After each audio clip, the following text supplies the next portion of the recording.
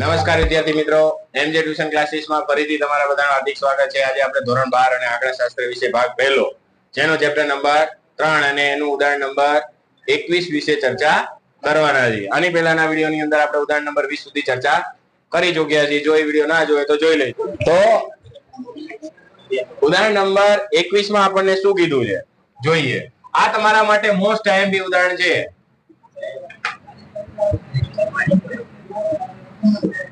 ધોરણ 12 ની અંદર સૌથી મોસ્ટમાં મોસ્ટ આઈએમપી આ તમારે 2 માર્ક ની અંદર દાખલામાં આવશે. આ બેડે બેડું ઉદાહરણ કાં તો તમારે ઓપ્શનમાં હશે 1 માર્ક ની અંદર, પણ આમાંથી બે ટાઈમ જે આપેલા છે આપણને ટોટલ 4 દાખલા આપેલા છે, એમાંથી બેડે બેડો એક દાખલો તમને જોવા મળશે. જો પ્રથમ પરીક્ષામાં પૂછાય અથવા તો બોર્ડની એક્ઝામમાં તો આવશે જ, આમાંથી એક તો હશે, એ 100% ની વાત છે.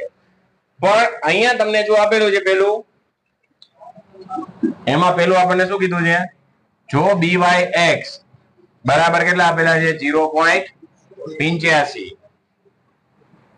અને u બરાબર આપણને આપી દીધા છે x - 15 અને v બરાબર આપણને આપી દીધા છે y - 20 હોય તો આપણને શું મેળવવાનું કીધું છે, bvu બરાબર કેટલા થાય.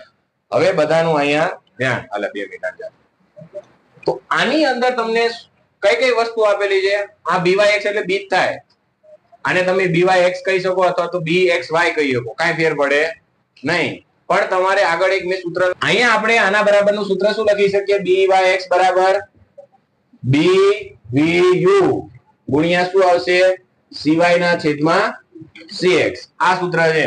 હવે આમાં તમને cx આપેલા છે કે દેખાય છે, કારણ કે cx એટલે આની છેદમાં આપેલું હોય તો આપણે cx લઈએ કે cx અને cy. સમજાય છે? આપણે u બરાબરનું સૂત્ર શું આવતું હતું, x - a છેદમાં શું લખતા હતા, cx લખતા હતા. પછી આપણે b બરાબરનું સૂત્ર શું આવતું હતું કે y - b અને છેદમાં શું લખતા હતા, cy. આમાં cx અને cy આપેલા નથી, તો bvu નો જવાબ શું આવશે, આ જ આવશે. શું આવશે, આ જે આપેલો છે શું લખવાનું છે, bvu બરાબર કેટલા આવશે 0.85. આટલો જવાબ જ આવશે. પેલામાં કઈ થશે નહીં, કારણ કે આપણને cy અને cx આપેલા નથી. તો આ જ આનો શું છે, જવાબ છે. હવે એની અંદર બીજું શું કીધું છે, હવે બીજાની અંદર આપણને એવું કીધું છે કે u બરાબર x - 5 છેદમાં કેટલા આપેલા છે 3 અને v બરાબર શું આપેલું છે y - 8 અને છેદમાં 5 અને એમાં byx બરાબર કેટલા આપેલા છે 0.9. તો આપણને મેળવવાનું કીધું છે bvu બરાબર કેટલા થાય. ઓકે, તો હવે જોઈએ.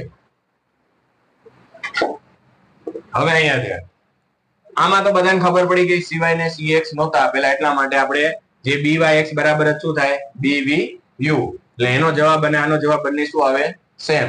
પણ આની અંદર તમને cx કેટલા આપેલા છે 3 આપેલા છે, cy બરાબર નો ખબર પડે તો આ રીતના લખી નાખવાના, cx બરાબર કેટલા આપેલા 3 અને cy બરાબર કેટલા આપેલા 5 અને b બરાબર એટલે કે byx બરાબર આપી દીધા કેટલા 0.9.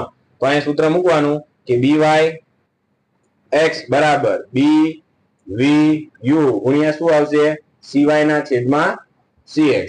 હવે આપણે જોઈએ શું bvu, એટલે કે આ વસ્તુ જોઈએ, આ જોતી નથી. તો શું થશે, આ ક્યાં આવતા રહે, આના છેદમાં આવતા રહે, છેદમાં અંશમાં હોય છેદમાં, એટલે અહીંયા લખી શું શકીએ આપણે, bvu બરાબર શું થશે byx ગુણ્યા શું થશે cx ના છેદમાં cy. સૂત્ર શું થશે, ખાલી બદલાઈ જશે કે આ જે છેદમાં હતું એ ક્યાં આવતું રહ્યું, અંશમાં, અને આ cy ક્યાં આવતા રહ્યા, છેદમાં.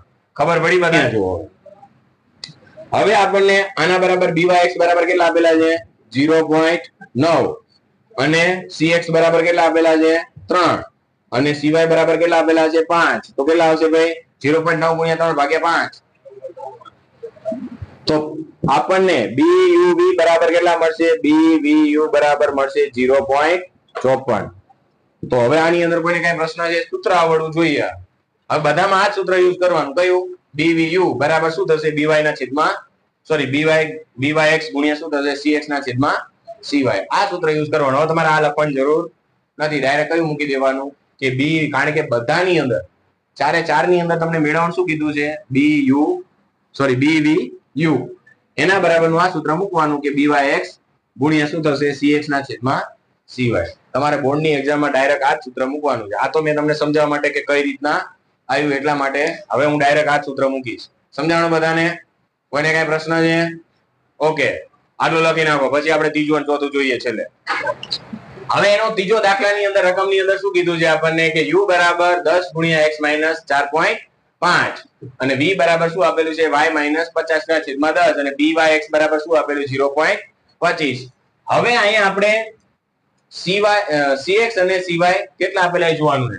તો અહીંયા cx કઈ રીતના આવે તો અહીંયા u બરાબર શું આપેલું હોય આપણને x માઇનસ 4.5 અને આ 10 ક્યાં હોય 1/10 હોય ત્યારે 10 શું આયા હોય ગુણાકારમાં. કારણ કે અંશમાં હોય ક્યાં આવતા રહે છેદમાં અને છેદમાં હોય ક્યાં આવતા રહે ગુણાકાર. બરાબર, એટલે કે અંશમાં. એટલે કે 10 અહીંયા ગુણાકારમાં કઈ રીતના આવે કે આ રીતના આપેલા હોય ત્યારે એનો મીનિંગ કે cx બરાબર કેટલા થયા 1/10 અને cy બરાબર કેટલા આપેલા છે 10. તો હવે આપણે સૂત્ર મૂકશું bvu બરાબર શું થશે byx ગુણ્યા શું થશે cx/cy. તો 0.25 બરાબર ગુણ્યા શું થશે આપણે 1/10/10. હવે આની નીચે કાઈ હોય તો શું હોય એક તો હોય તો નો ખબર પડે તો લખી નાખવાનું. નકર લખવાની કઈ જરૂર નથી. છેદમાં હોય ક્યાં આવતા રહે અંશમાં અને અંશમાં હોય ક્યાં આવતા રહે છેદમાં. એટલે અહીંયા શું થશે 0.25 ગુણ્યા 1/10 ગુણ્યા 1/10. ખબર પડી? હવે તો bvu બરાબર કેટલા મળશે તમે કરો તો કે 0.25 એટલે કે 0.25 ભાગ્યા તમે શું કરશો 100 એટલે આપણને કેટલા મળશે bvu બરાબર 0.0025. આ હતું આપણું 21માં ઉદાહરણનો ત્રીજો દાખલો. હવે અહીંયા આપણે ચોથું જોઈએ.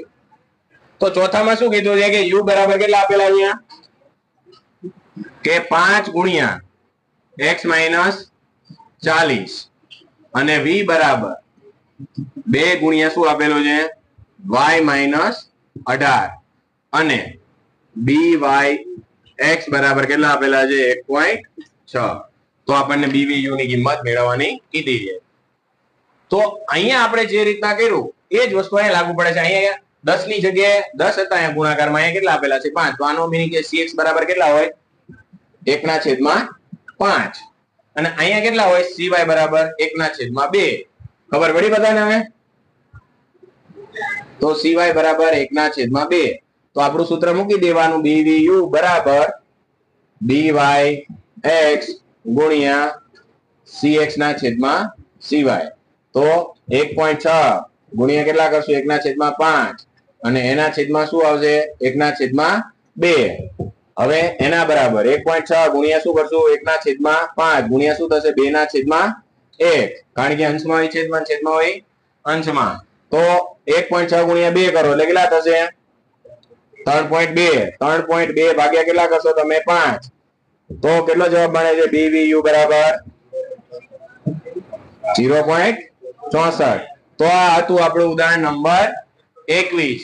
આ મોસ્ટમાં મોસ્ટ આઈએમપી છે બોર્ડની એક્ઝામમાં પૂછાય છે અને હજી તમને નો ખબર પડી હોય તો મને કયો. ઓકે, હવે આપણે મળશું ચોથા ચેપ્ટરને લઈને. ત્યાં સુધી જય હિન્દ જય ભારત.